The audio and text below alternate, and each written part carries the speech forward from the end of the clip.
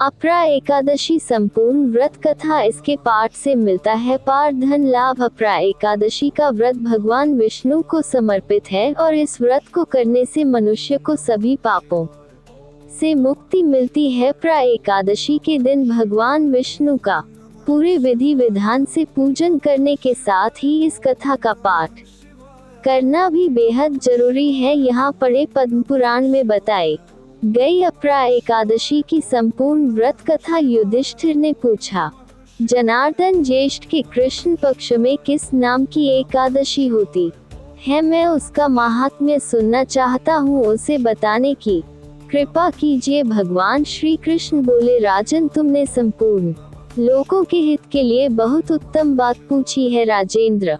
इस एकादशी का नाम अपरा है। ये बहुत पुण्य प्रदान करने वाली और बड़े बड़े पातकों का नाश करने वाली है। ब्रह्म हत्या से दबा हुआ, गोत्र की हत्या करने वाला, गर्भस्थ बालक को मारने वाला, परनिंदक तथा परस्त्रीलिंपट पुरुष भी अपरा एकादशी के सेवन से निश्चय ही पाप रहित हो जाता है। जो झूठी गवाही देता, माप तोल में धोखा देता, बिना जाने ही नक्षत्रों की गणना करता और कूटनीति से आयुर्वेद का ज्ञाता बनकर वैद्य का काम करता है, ये सब नरक में निवास करने वाले प्राणी है। परंतु अपरा एकादशी के सेवन से ये भी पापरहित हो जाते हैं। यदि वह क्षत्रिय क्षात्र धर्म का परित्याग करके युद्ध से भागता है तो वह क्षत्रियोचित धर्म से भ्रष्ट होने के कारण घोर नरक में पड़ता है। जो शिष्य विद्या प्राप्त करके स्वयं ही गुरु की निंदा करता है, वह भी महापातकों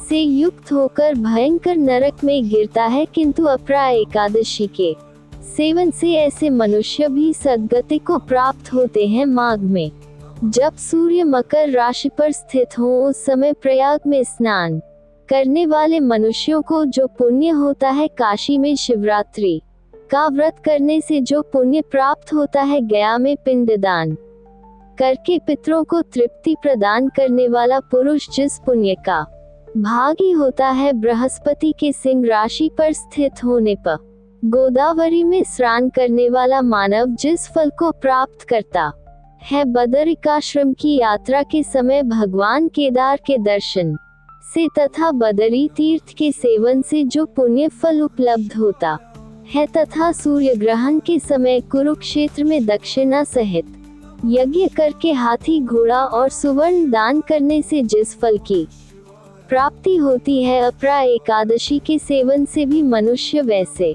ही फल प्राप्त करता है। अपरा को उपवास करके भगवान वामन की पूजा करने से मनुष्य सब पापों से मुक्त हो श्री विष्णु लोक में प्रतिष्ठित होता है। इसको पढ़ने और सुनने से सहस्त्र गोदान का फल मिलता है। युधिष्ठिर ने कहा, जनार्दन, अपरा का सारा महात्म्य मैंने सुन लिया। अब ज्येष्ठ के शुक्ल पक्ष में जो एकादशी है उसका वर्णन कीजिए। भगवान श्री कृष्ण बोले, राजन, इसका वर्णन परम धर्मात्मा सत्यवती नंदन व्यास जी करेंगे, क्योंकि ये संपूर्ण शास्त्रों के तत्वज्ञ और वेद वेदांगों के पारंगत विद्वान हैं। तब वेद व्यास जी कहने लगे, दोनों ही पक्षों की एकादशियों को भोजन न करे, द्वादशी को स्नान आदि से पवित्र हो, फूलों से भगवान के शव की पूजा करके नित्य कर्म समाप्त होने के पश्चात पहले ब्राह्मणों को भोजन देकर अंत में स्वयं भोजन करे। राजन, जिन्ना शौच और मरना शौच में भी एकादशी को भोजन नहीं करना चाहिए। ये सुनकर भीमसेन बोले, परम बुद्धिमान पितामह, मेरी उत्तम बात सुनिए। राजा युधिष्ठिर, माता न कुंती, द्रौपदी, अर्जुन, नकुल और सहदेव ये एकादशी को कभी भोजन नहीं करते तथा मुझसे भी ने हमेशा यही कहते हैं कि भीमसेन, तुम भी एकादशी को न खाया करो। किंतु मैं इन लोगों से यही कह दिया करता हूँ कि मुझसे भूख नहीं सही जाएगी। हमारे चैनल को लाइक करें, सब्सक्राइब करें और कमेंट करना न भूलें। ओम नमः भगवते वासुदेवाय।